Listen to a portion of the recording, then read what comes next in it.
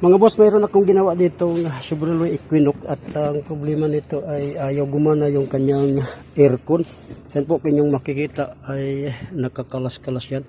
Kaya ko yan kinalas, gawa ng chinik up ko yung wiring at yung power and ground saka yung communication line. Dahil po nung iniskan ko, nagnukom yung kanyang HVAC. Saan po ito yung kanyang AC control switch at ito naman yung kanyang HVAC module. Ayan, kung inyong makikita mga boss, ito yung kanyang power button. Pag pinindot natin yan ay ayaw mag power on. Saan po, at dahil nga nag lost communication or no communication yung HVAC, kaya kinalas-kalas ko yan.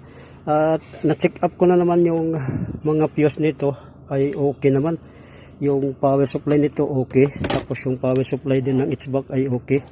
So nanghiram ako ng isang switch. So ang gagawin ko ay tanggalin ko muna to, then kabitan ko siya ng isang switch yung galing sa kabilang sasakyan. Baka ito lang ang may problema dahil po yung module naman ay hindi yan basta-basta.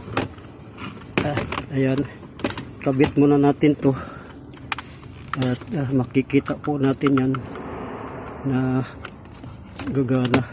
Saan po inyong nakita, ito yung power button niya, on natin. Ayan, nagpa-power on siya. So ito yung naging problema dito. So ito lang, maraming salamat sa inyong lahat. God bless at mabay po kayong lahat.